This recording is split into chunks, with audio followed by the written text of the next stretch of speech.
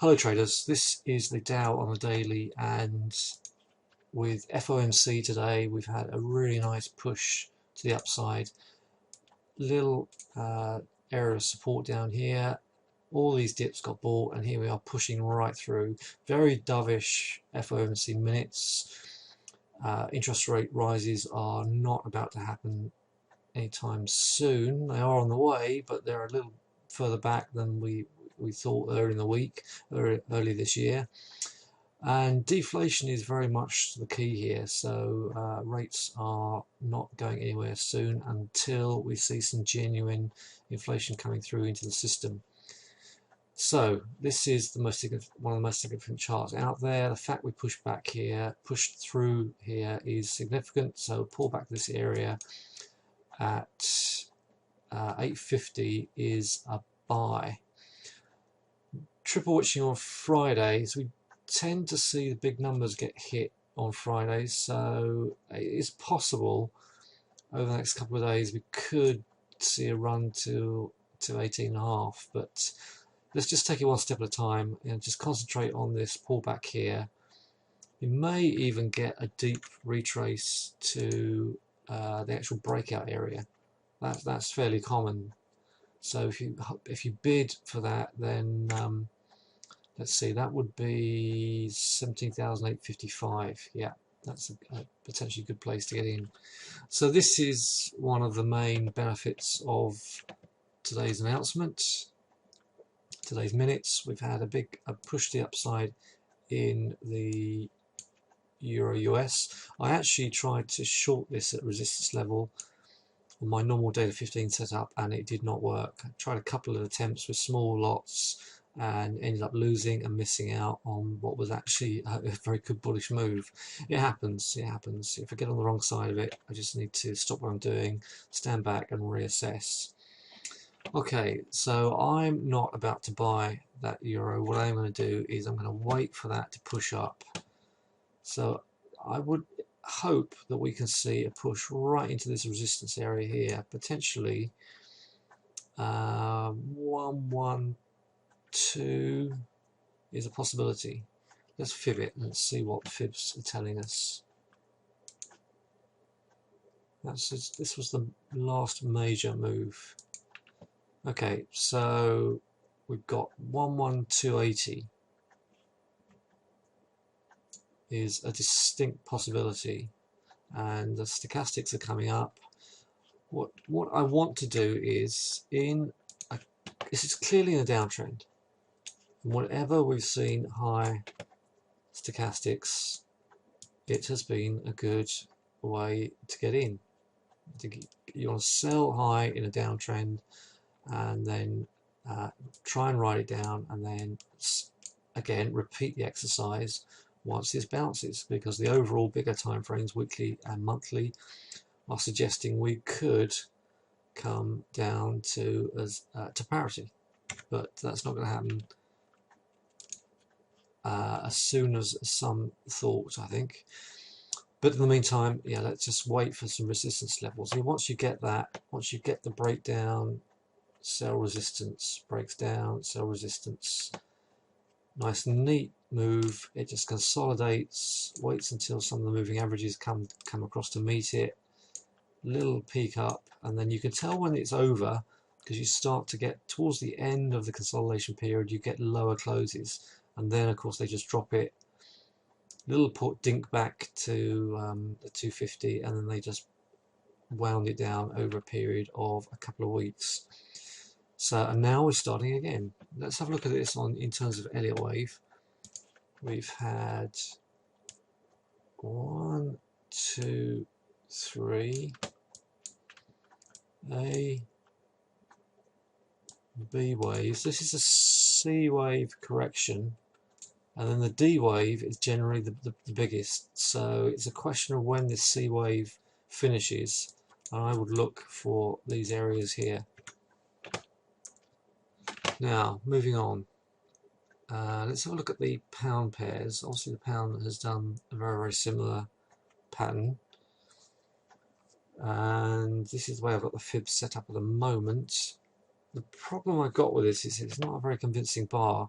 So from the point of view that I think we will slosh around in this range for a while, and then in the coming weeks and months possibly come and retest these levels up here, meet the 200 maybe, and then possibly get another route down. But if this pound can start holding up here, then yeah, we could come back and retest some higher levels. Let's get a cleaner fib on that.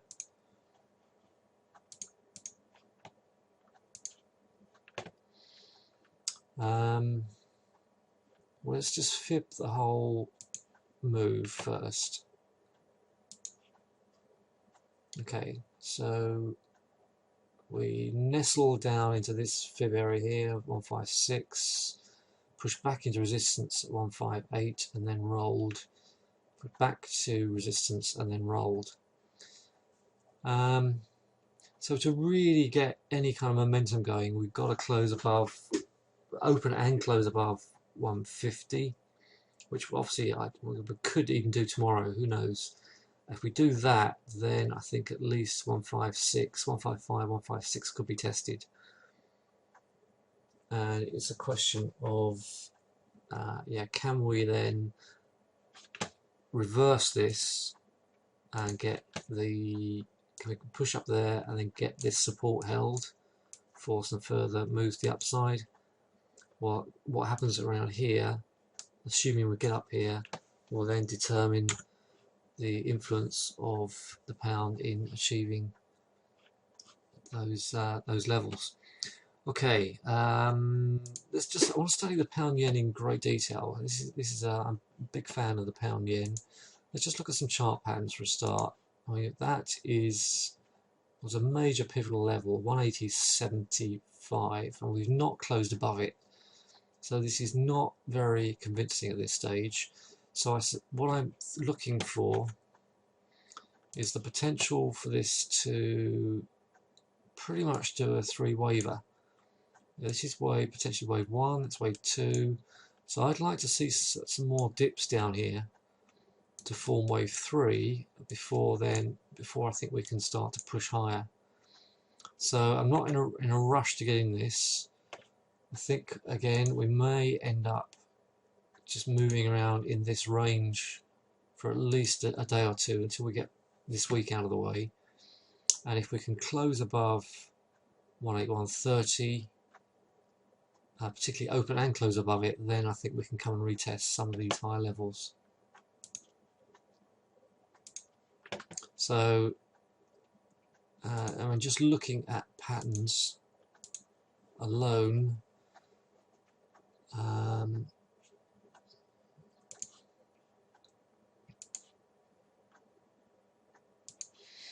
if I take this longer term trend line away and just look at the more relevant pattern here, and this could mean we could get a very big thrust. If we squeeze in here, we move around in here and close above here, and we could easily bust up to 190, 200. And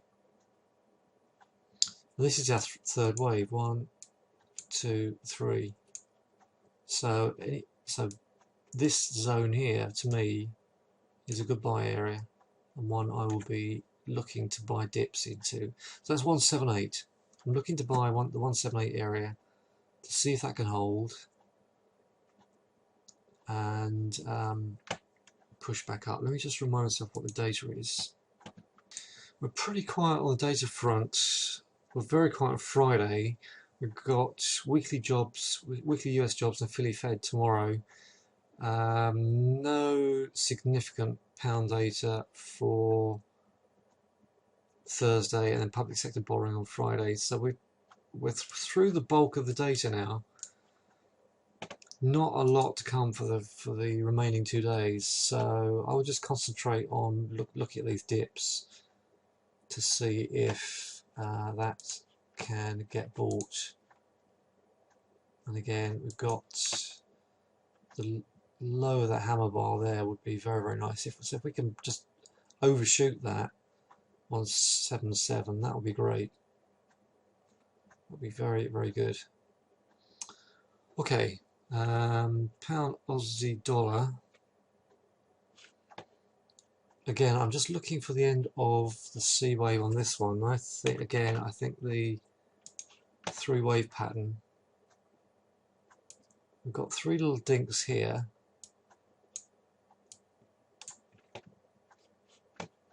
Let me just box that.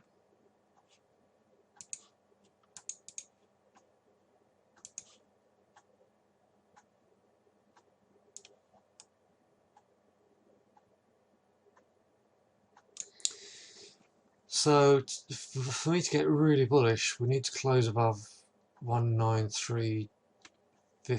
Really, you need to close above this 194 area. I think we could cluster around here, so see some further dips into that. And we are, of course, between the 50 and the 200. Whenever you get between the 50 and the 200, particularly if we can't break out of this box, then I think we are going to shuffle around and potentially see some lower areas. But an open and close above 193, and that is extremely bullish on the pound Aussie dollar. Patterns alone. So you had 3 distinct waves. We've had 1, 2, 3. We've had an A, B, C wave. So just looking for this to complete, and it's not complete yet, and could, if we close under here, fall lower. So jury's out on that one. I'm standing aside. Right, any others that are of interest? US dollar yen. Okay, so the dovishness has really put the dampers on this. Talked in the room about how this was just very, very low volume. I felt it needed a dip to get the buyers back interested. You can now see how the stochastics is leaning over. We've closed underneath a key area there, so that could actually start to come down to some of these levels here. So I'm certainly not trading that at the moment, but we'll keep an eye out on a potential pattern.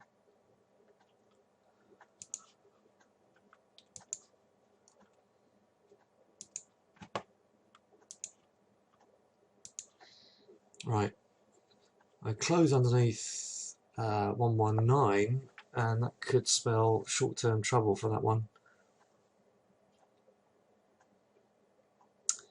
Interesting pattern, very, very nice technical squeeze in that apex.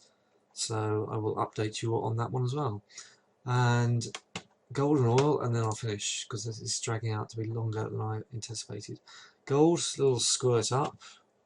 So you see this linear regression. We're coming outside of this, so I would look for gold to come back up here a little bit and come and retest some of these upper levels, but with a lack of inflation, what I would expect to do is that to come up to 1200 and then possibly drop off. It is a reversal signal. New low, close above next day, that's a reversal signal, but I am not in the market for buying that, and that's one of the reasons why increase in the gold is going to have to keep me away from the pound Aussie dollar. This is oil. Pretty feeble attempt at a reversal there.